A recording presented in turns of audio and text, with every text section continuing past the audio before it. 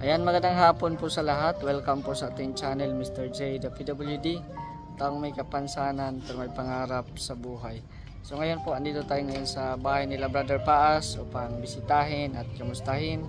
At syempre po, dahil may nagpapabigay din po ng kaunting tulong para po kay Brother Paas. But before that, wag po kalimutan mag-like at mag-subscribe sa ating channel, Mr. J, the PWD. So ayan, hapon na po, no? Ang oras po ngayon ay alas 5 na ng hapon. So sinaglitan na po natin dito at kamustahin at para maiabot din itong blessings po na binigay din po sa mga viewers po natin. So tara, samahan niyo po ako. Dito po yung bahay. Ito po yung bahay nila Brother. Dito pala si Brother sa labas. Brother, magandang hapon. Oh, nag-iisa ka lang? Oo, nasa loob si Mrs. Ha? Nasa loob? Papalapangin. So, ito lang ginagawa mo maghapon? Oo, boring nga eh. Kumusta na yung ano mo, pakiramdam mo? Medyo okay naman kasi nakakain na. Tapos wala na yung pintik-pintik. Hindi na rin ako nagsusuka. Tapos sabi sa resulta eh, meron daw akong infectious sa baga. Tapos yun naman daw sa cancer ko, hindi naman daw akong baga. So sabihin may pag-asa pa. Kaya patuloy pa rin ako nag-play. Yes. Eh gustuin ko man sumama. Hindi kaya ng katawan ko. Kaya nga. Hindi nga ako tumatagal ng tayo eh. Kaya lagi ako nakaupo, kaya nakahiga. Kaya pala madali ako mapagod. Kasi may epekto, may depekto yung ano mo, yung sa baga. Pero biyaya ng Diyos eh, hindi gaya ng dati. Na talagang ako mamamatay.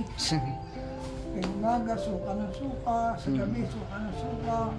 Tsaka maganda na ngayon kasi nakakalabas, nakakaupo-upo ka na. Gaya dati na Hindi ba ako makakain nun? Pag tinay nakakain, kaya lang talaga, grabe ng pinayag. Mas malaki pa ang bewang mo sa akin. Maluwag na yung mga mo ngayon. Lahat ng Mga pants mo. ko na pants ay wala na, luluwag na, hindi ko na naisip. Nakadalaw ako ngayon kasi kakatapos lang ng ni Pure Health baga yung house blessing. Hindi nakadalo ako. Kailan pala ang lipat nyo sa bagong bahay mo? Hindi ko alam kung kailan matatapos yun. Hindi pa na Oo. hindi pa natapos. Gusto nga. Kung kailan matapos. Nakakabuling mo dito, parang kakaiba bahay na ito. Hindi naman hindi mo pwede sabihin na parang coincidence talaga. Nagsimula ang sakit ng misis ko sa bukol, naging cancer. Tapos ito ko ngayon, nagsimula rin sa bukol, naging cancer naman. Kaya lang itong grabe, itong ganitong sakit talaga. Kahit sino ang dapuan, baka magsusumpa na, wag na sanang kasi yung pinaka-gusto mong gawin na kumain, hindi mo kang kumain. Tama. May limitasyon na baga. So ano iniinom mo ngayon, Brother? Mga herbal, biyaya ng Diyos. Ang herbal naman na iniinom ko nag-works naman kasi nakakaramdam ako makaginawaan like before. Na parang hirap akong mag-kilos. Para bang konting kilos lang bibigay na ako. So ngayon sa biyaya din ng Diyos. Salamat din kasi maraming nananalangin. Malaki rin ang naitulong ng mga nananalangin. Kaya purihin ng Diyos. Yan po. Pero naka-ready na yung mga gamit nyo? Na anytime na pwede na kayong lumipat. Pero pipiliin ko pa rin yan kasi yung mga luma na mga wala nang kwenta. Para hindi ba maging dagdag. Ano tawag mo? Yung parang... Skalat. Oo, hindi, tsaka sikip. Pwede mo din yan pilian, tapos pamigay mo na lang sa mga ano. Pamigay na lang yan. Oo. So, ayan. Dumaan ako dito, brother, saglitan lang kasi may nagpaabot ng counting blessings pa dagdag sa gamot mo or pang-araw-araw nyo dito. Ayan, dito lang, Ay, brother. crystal lang. Oo. So, galing kay Lola Batang Vlog. Yan. Lola Batang, salamat dito. Malaking tulong ito. Nung napanood niya kasi yung kahit walang-wala din siya, talagang nagbibigay din talaga siya ng kahit konti pang Pagay na Diyos sa buhay niya. Mm. Panginoon, salamat po sa blessing na ito. Ay pinagkaloob ni Lola Batang. Dalangin ko ibalik dito sa kanya, siksik, bibig maapaw, mahigit pa sa kanya. Salamat po, ikaw po maluwala sa paparangalan. Ikaw aking dalangin, Jesus. Amen. Amen. Ayan. Salamat din kay Lola Batang at concerned talaga siya sa iyo.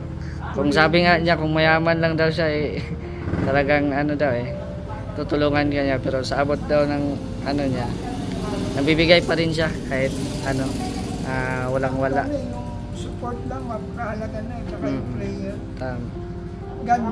God moves pag nag-pray. There is power in prayer. Kung wala man, hindi naman ako nangihingi. Pero anyway, kahit pa paano, mag-effort pa rin siya. Yes. Salamat sa buhay niya. Kanina pumili ako ng gamot bukas bibili ko. Itong binigay niya, itong pambibili ko yung King Sir. Yun. At least makadagdag man sa mga gastusin niyo. Oo, kasi siyempre araw-araw baga ay wala man akong kita. Kumusta pala yung mo? CT scan pala. Oo. Yung magandang resulta kasi yan sabi. Infectious disease daw sa bata. Tapos ang good thing doon, yung cancer daw hindi umanap. So, ibig sabihin lang, may ginawang himalaan Diyos. Kasi 3 days na ako nakakakain, kaya medyo maganda na pakiramdam ko. Unlike nung dati na para kung mamatay na hindi maintindihan. At least baga naagapan agad, no? Para malaman agad yung... Nahihirapan ako magsalita dati. Pero ngayon, biyaya ng Diyos, okay naman. Yun nga lang, nangihina ako kasi galing ako sa pagsusuga. Nagsilab ako dyan, kasi yung anak ko ay nasa layasan.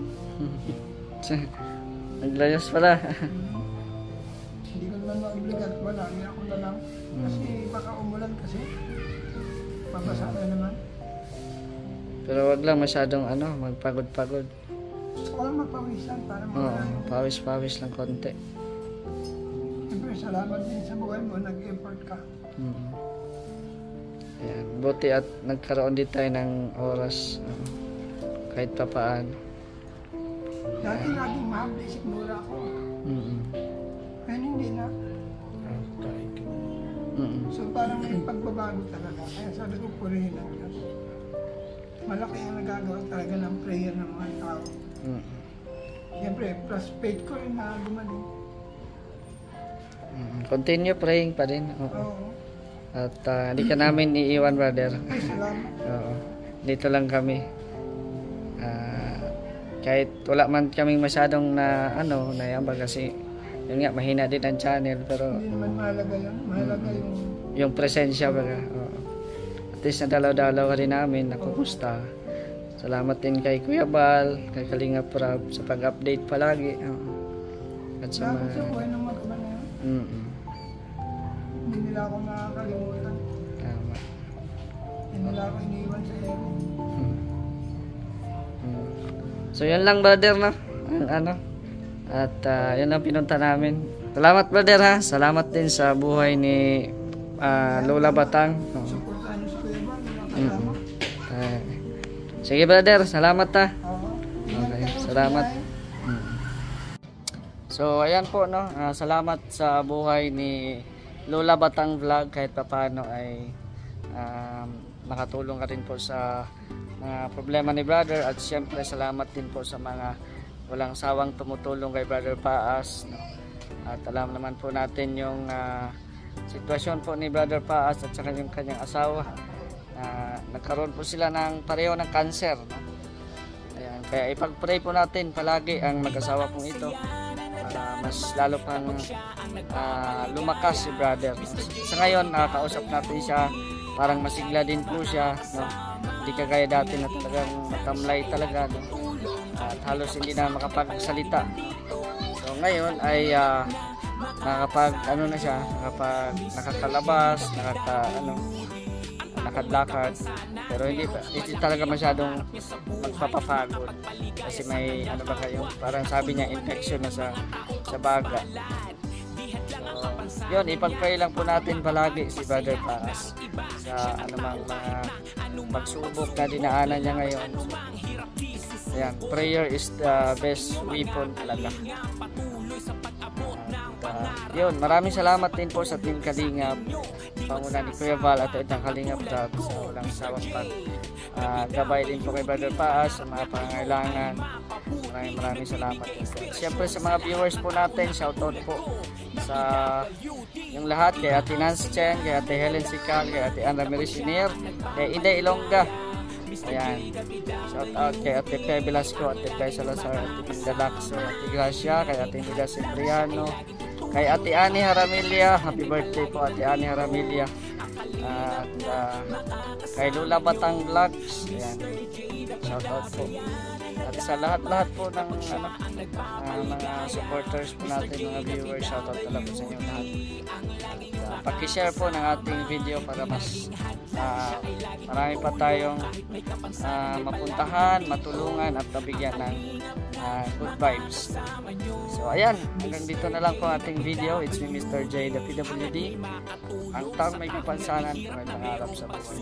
God bless. Thank you so much.